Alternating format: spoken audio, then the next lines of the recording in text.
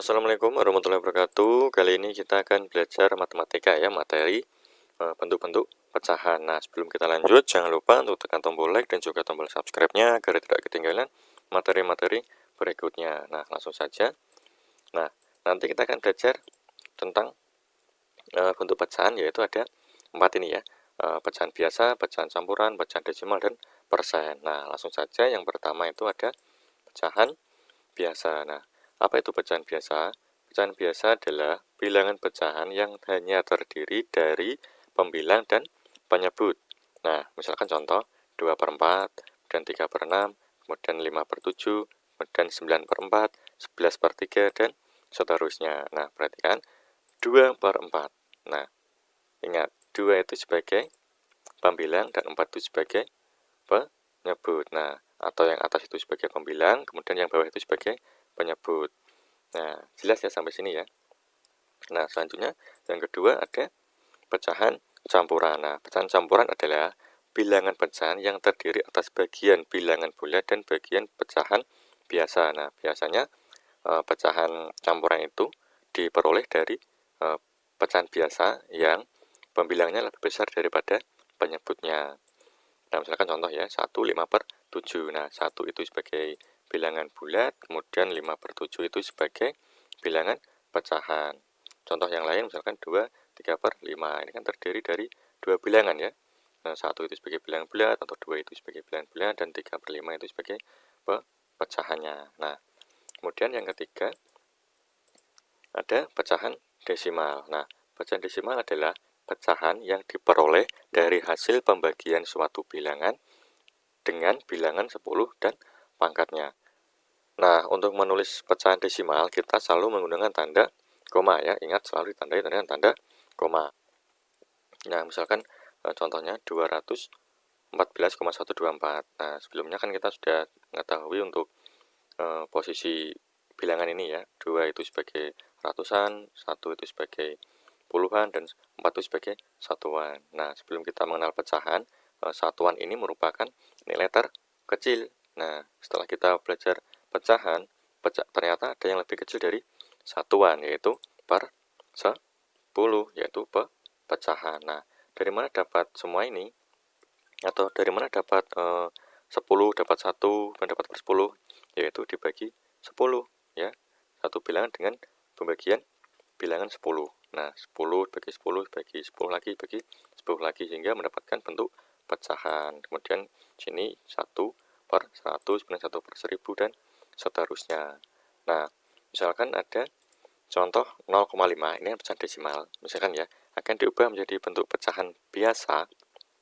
Nah, ingat 0 itu sebagai bilangan bulat dan 5 itu sebagai penyebut. Nah, ingat penyebut di sini bukan berarti 5 ditulis di bawah 5 seperti itu, tapi 5 itu menunjukkan posisi penyebutnya ya. Kalau di belakang koma itu satu angka, berarti per 10. Jika di belakang koma itu ada 2 angka, berarti per 100, dan 3 angka per 1000, dan seterusnya. Berarti jika 0,5 ini ditulis dalam bentuk diubah dalam bentuk pecahan biasa, akan menjadi 5/10. 5-nya itu penyebut, artinya per 10 karena di belakang koma satu angka. Kemudian 5-nya dari mana? Dari sini tinggal dipindahkan. Untuk pecahan desimal, jika ada angka di sini semuanya ya, semua yang akan di sini akan ditulis menjadi pembilang. Nah, misalkan di sini 1 ya, ini 1, berarti sini ya 1, 15/10. Nah, seperti itu.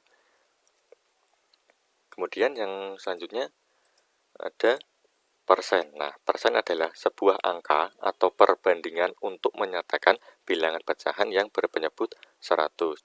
Nah, lambang persen atau per 100 adalah seperti ini ya.